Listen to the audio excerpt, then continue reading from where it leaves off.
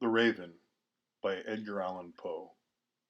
Once upon a midnight dreary, while I pondered, weak and weary, over many a quaint and curious volume of forgotten lore, while I nodded, nearly napping, suddenly there came a tapping, as of someone gently rapping at my chamber door.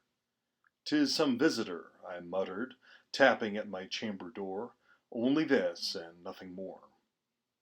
Ah, distinctly I remember it was in the bleak December, and each separate dying ember wrought its ghost upon the floor. Eagerly I wished the morrow, vainly I had sought to borrow from my books surcease of sorrow, sorrow for the lost Lenore, for the rare and radiant maiden whom the angels name Lenore, nameless here forevermore. And the silken, sad, uncertain rustling of each purple curtain thrilled me, filled me with fantastic terrors never felt before, so that now, to still the beating of my heart, I stood repeating, "'Tis some visitor entreating entrance at my chamber door, some late visitor entreating entrance at my chamber door. This it is, and nothing more." Presently my soul grew stronger, hesitating then no longer. "Sir," said I, "or madam, truly your forgiveness I implore. But the fact is, I was napping, and so gently you came rapping, and so faintly you came tapping at my chamber door, that I scarce was sure I heard you." Here I opened wide the door. Darkness there, and nothing more. Deep into that darkness peering, long I stood there wondering, fearing, doubting, dreaming dreams no mortal ever dared to dream before. But the silence was unbroken, and the stillness gave no token, and the only word there spoken was the whispered word, "Lenore?" This I whispered, and an echo murmured back the word, "Lenore." Merely this, and nothing more. Back into the chamber turning, all my soul within me burning, soon again I heard a tapping, somewhat louder than before. "Surely," said I, "surely that is something at my window lattice. Let me see, then, what there it is, and this mystery explore. Let my heart be still a moment, and this mystery explore. 'Tis the wind, and nothing more." Open here I flung the shutter, when, with many a flirt and flutter, in there stepped a stately raven of the saintly days of yore. Not the least obeisance made he, not a minute stopped or stayed he, but, with mien of lord or lady, perched above my chamber door, perched upon a bust of Pallas, just above my chamber door, perched and sat, and nothing more. Then this ebony bird beguiling my sad fancy into smiling, by the grave and stern decorum of the countenance it wore. "Though thy crest be shorn and shaven, thou," I said, "art sure no craven, ghastly grim and ancient raven, wandering from the nightly shore. Tell me, what is thy lordly name on the night's Plutonian shore?" Quoth the raven, "Nevermore." Much I marveled this ungainly fowl to hear discourse so plainly, though its answer little meaning, little relevancy bore, for we cannot help agreeing that no living human being ever yet was blessed with seeing bird above his chamber door, bird or beast upon the sculptured bust above his chamber door, with such a name as Nevermore. But the raven, sitting lonely on the placid bust, spoke only that one word, as if his soul in that one word he did outpour. Nothing farther then he uttered, not a feather then he fluttered, till I scarcely more than muttered, "Other friends have flown before. On the morrow he will leave me, as my hopes have flown before." Then the bird said, "Nevermore."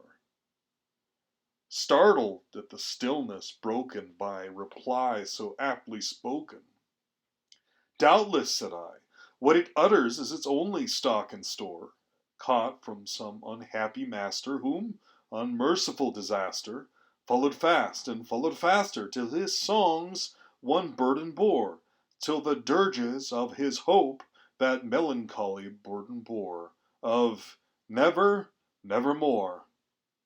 But the raven, still beguiling all my fancy into smiling, straight I wheeled a cushioned seat in front of bird and bust and door.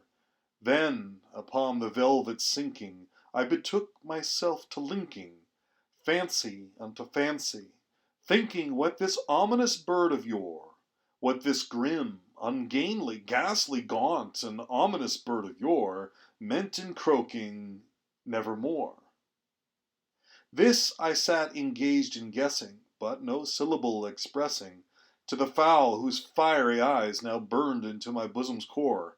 This and more I sat divining, with my head at ease reclining on the cushion's velvet lining that the lamplight gloated o'er, but whose velvet violet lining, with the lamplight gloating o'er, she shall press, nevermore.